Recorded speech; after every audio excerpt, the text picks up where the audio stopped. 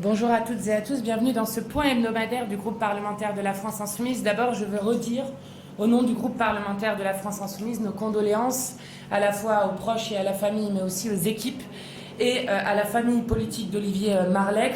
Je crois que, comme l'ensemble de l'Assemblée, nous avons toutes et tous été très touchés d'apprendre sa disparition brutale. Et je veux saluer celui qui était profondément attaché à la souveraineté industrielle de la France, qui a non seulement mené la commission d'enquête sur Alstom, mais qui ne cessait de multiplier les alertes à nos côtés sur des enjeux comme ArcelorMittal, Atos, le Doliprane et beaucoup d'autres. Et l'Assemblée nationale lui rendra hommage à 15h. Je le dis aussi de retour de la conférence des présidents, mais il semble que la réforme de l'audiovisuel public sur lequel nous nous sommes beaucoup battus semble pour l'instant enterrée, puisqu'elle n'est plus inscrite à l'ordre du jour du début de cette année et nous nous en réjouissons. Je veux évidemment continuer avec les enjeux internationaux, avec à Gaza maintenant tous les jours des Palestiniens qui sont tués dans les pièges mortels que sont devenus la distribution alimentaire.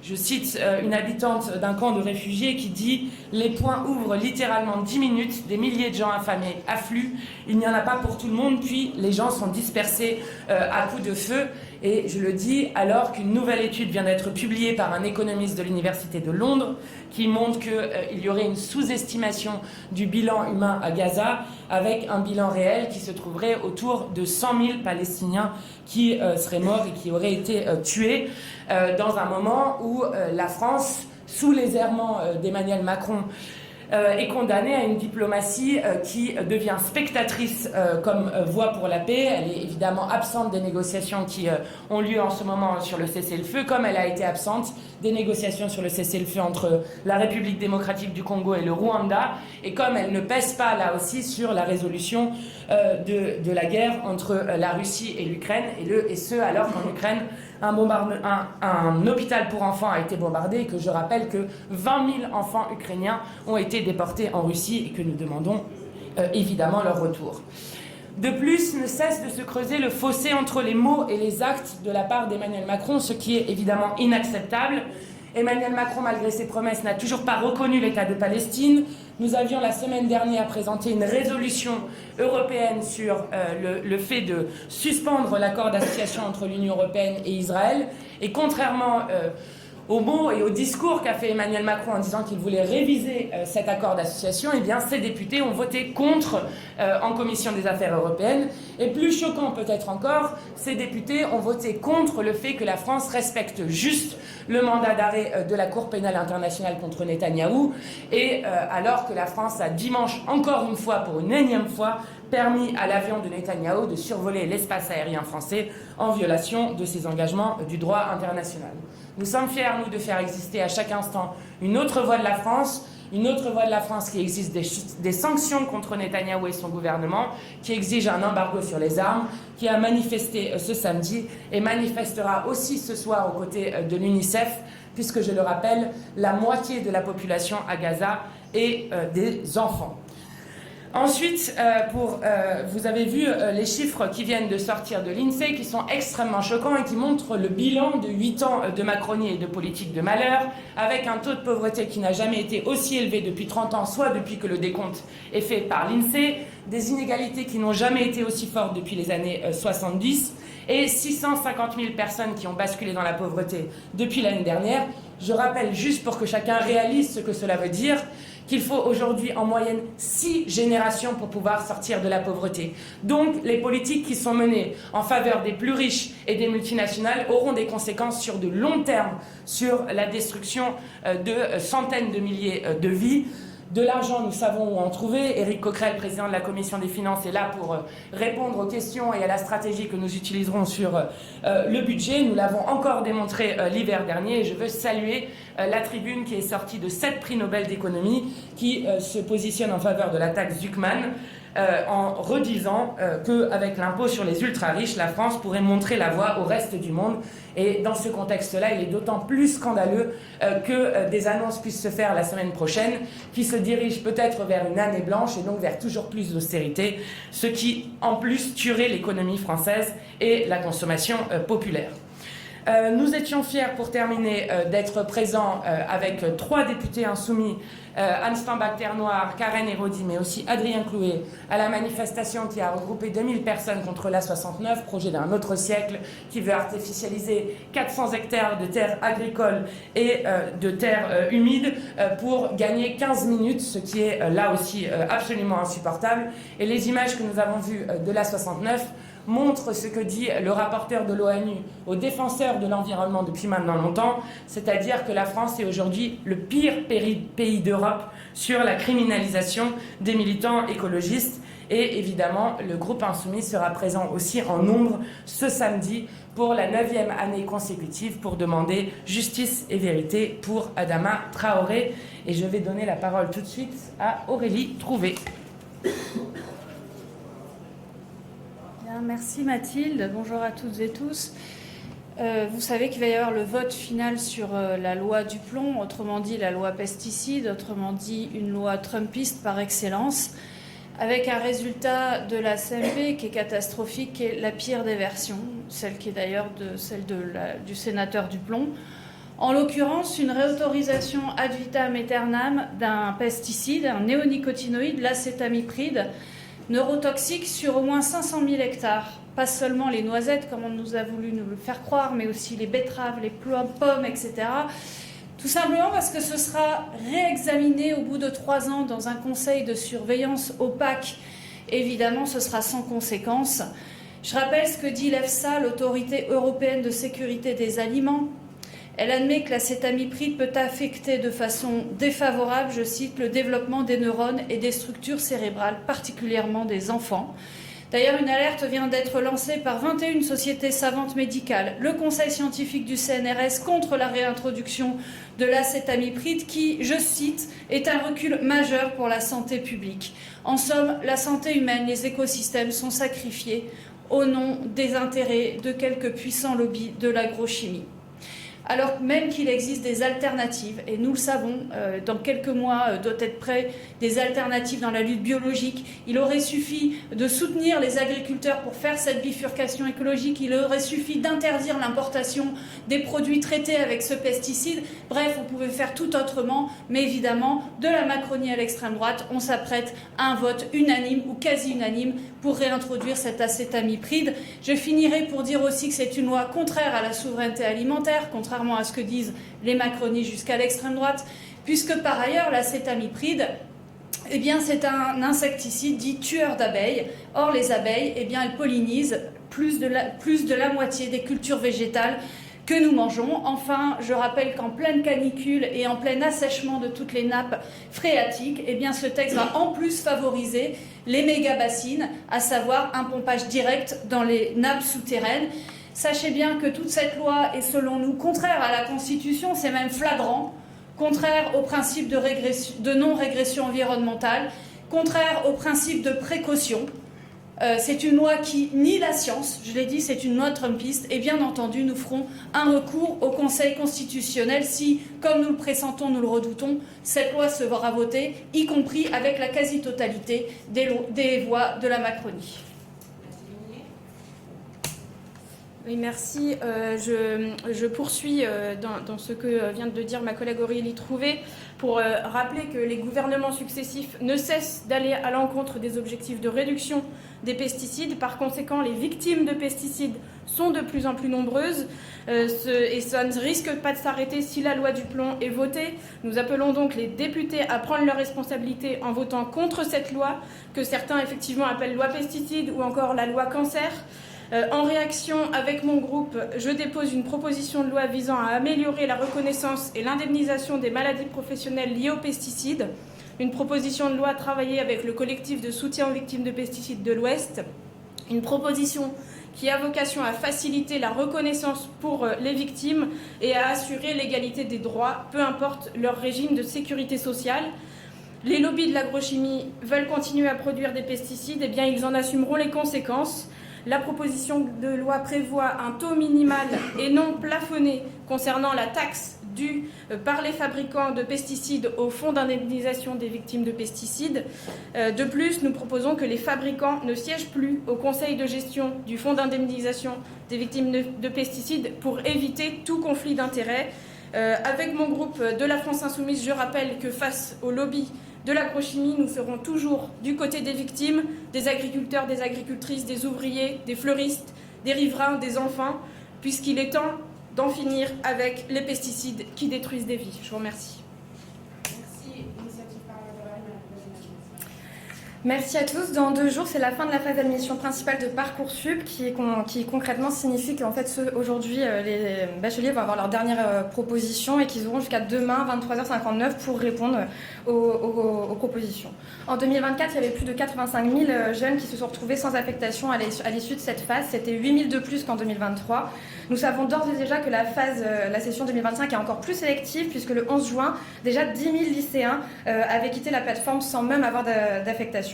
L'augmentation du nombre de jeunes laissés au bord de la route témoigne de l'échec structurel de ce système, car en effet Parcoursup est un système qui est opaque et anxiogène. Les jeunes sont évalués d'après des critères flous, qui varient d'ailleurs d'un établissement à l'autre et qui sont souvent tenus secrets, alors que le Conseil constitutionnel en 2020 et la Cour des comptes ont demandé l'apparition des algorithmes. C'est tellement aberrant qu'une étudiante a mis une recette de cuisine comme lettre de motivation et a été prise en licence de psycho, pour vous dire à quel point le résultat de ce flou entretenu.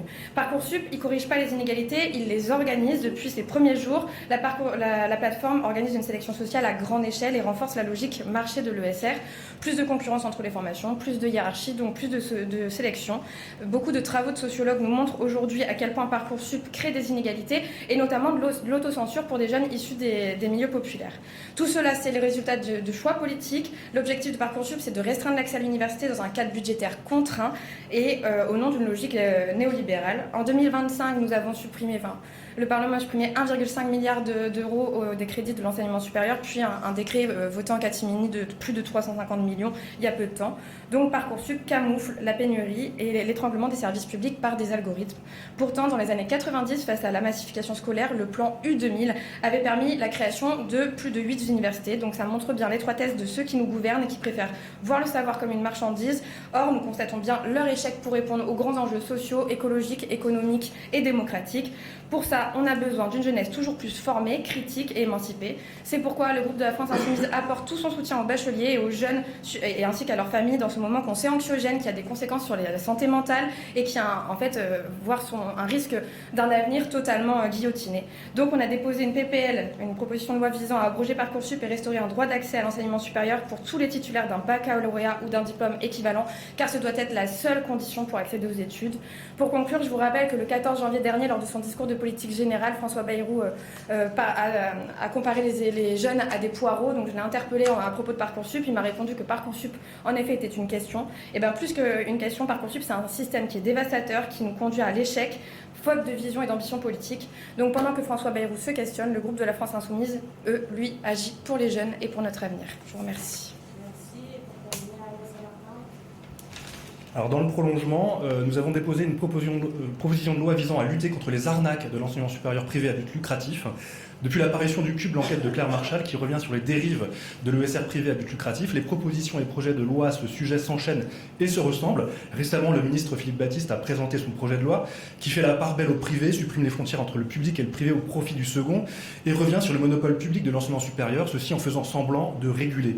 À l'opposé, notre proposition de loi attaque le mal à la racine. Des dizaines de milliers d'étudiants sont pris au piège, des masses d'argent public sont captées pour engraisser ce business qui existe à peine depuis que les macronistes le stimulent à dessein. Pour une présentation rapide d'une proposition de loi qui compte 9 articles, l'article 1 définit et interdit l'enseignement supérieur à but lucratif. Pour le consolider, l'article 2 réserve les subventions du CPF aux seuls non lucratifs. L'article 3 flèche les subventions extralégales des collectivités territoriales à l'enseignement supérieur public. L'article 4 interdit les dénominations d'établissements et de diplômes trompeuses dont il réserve les termes université, master ou bachelor aux établissements et aux diplômes publics reconnus par l'État. Il y aurait d'autres éléments que je pourrais présenter. L'enjeu, c'est de mettre en place des sanctions et organiser des contrôles pour nous assurer que les chefs d'établissement respectent la loi. Nous espérons vivement faire examiner cette proposition de loi par l'Assemblée nationale. C'est aujourd'hui la seule qui prend en compte une telle gamme de problèmes de façon systématique, radicale, et qui régule l'enseignement supérieur privé en supprimant le lucratif. Si le projet de loi dit Baptiste est soumis à l'Assemblée à l'automne pour examen, nous nous servirons de cette base pour en faire des amendements. Pour résumer, cette PPL est une PPL pied de biche, qui est résolue à faire craquer un système délétère qui prospère sur les ruines de l'université publique, qui est exposé à l'austérité budgétaire et à la réforme néolibérale depuis trop longtemps. Et c'est aussi une PPL pied de nez, car c'est l'occasion de faire valoir une autre vision de l'université qui doit être gratuite, accessible à tous, émancipatrice et au service de l'intérêt général contre tous les marchands du temple du savoir qui trouvent dans le gouvernement un allié objectif et complaisant. Merci. Merci beaucoup et je signale évidemment que le groupe parlementaire de la France Insoumise sera présent là aussi en nombre à la mobilisation qui a lieu tout à l'heure à 12h30 près de l'Assemblée nationale à l'appel des associations et de la Confédération paysanne. Et je signale aussi que demain j'organise avec différents députés d'ailleurs de différents groupes qui y participeront, une audition pour protéger les fleuristes des pesticides, notamment avec la présence de Laure Marivin qui mène un long combat depuis que sa fille de 11 ans est décédée du suite d'une contamination lorsqu'elle était enceinte des pesticides alors qu'elle était fleuriste. Donc ça sera une audition qui va aussi dans le fil de ce qui vient d'être dit contre la loi pesticides sur lequel nous nous battons. Et je vous laisse à vos questions. Il y a une question. On va prendre plusieurs. N'oubliez pas de vous présenter. D'accord, bonjour, Marie-Claude Demande. J'ai une question pour Monsieur Lachaud, voilà, sur la Nouvelle-Calédonie et le sommet, le conclave, enfin on peut mettre n'importe quel mot, qui pour l'instant patine énormément et on ne voit pas les avancées arriver. Merci. Okay. On va en prendre plusieurs, ça sera ici. Bonjour, Quentin Menu pour Outre-mer la Première. C'est un peu la même question sur la Nouvelle-Calédonie. Ça fait maintenant une semaine que les délégations sont à Paris. Le président a mis sur la table d'abord une période de transition pour réparer le caillou pendant 15 à 20 ans et après a ouvert la possibilité à plusieurs évolutions statutaires. Quel est votre avis sur la question? Est-ce que, par exemple, l'État associé qu'il a évoqué peut vous parle? Voilà, merci.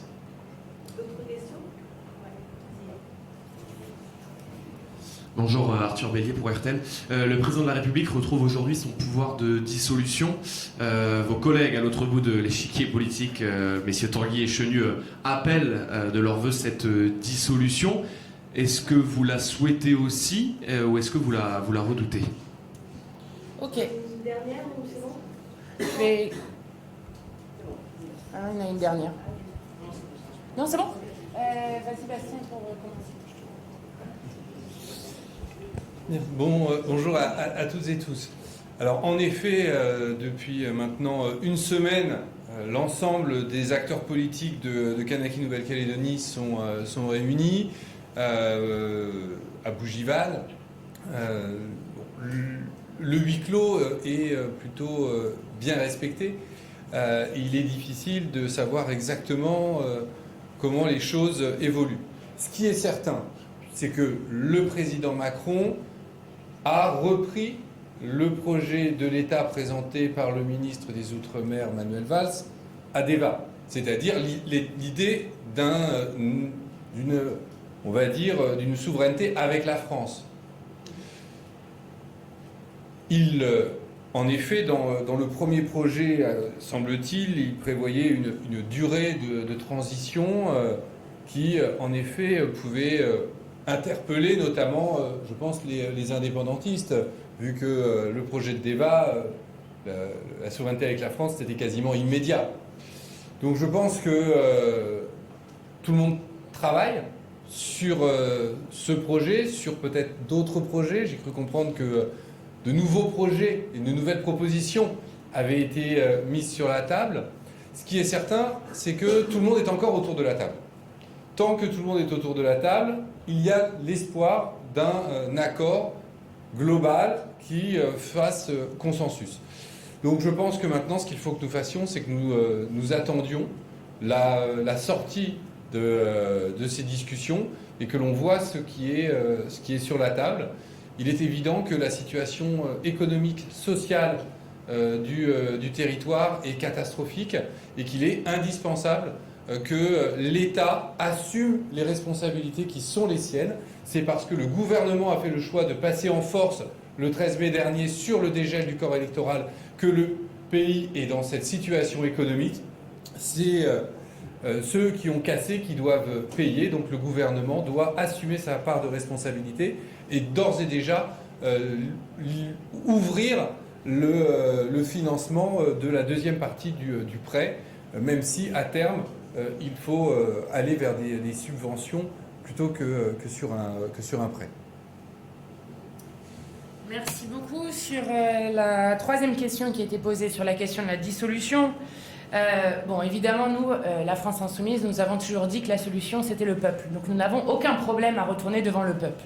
Je m'amuse un peu de voir le Rassemblement national expliquer qu'il souhaiterait une dissolution, puisqu'ils sont aujourd'hui les seuls responsables d'une politique macroniste de malheur qui continue. Je rappelle que le Rassemblement national a refusé par 8 fois de censurer le gouvernement Bayrou-Retailleau, que c'est de leur responsabilité avec le vote de Marine Le Pen en conférence des présidents qu'il n'y a pas eu de discussion et de vote autour de la destitution du président de la République, et que ce sont eux qui sont notamment responsables du fait que nous ayons le pire budget austéritaire qu'on ait vu au XXIe siècle, donc depuis au moins 25 ans dans notre pays.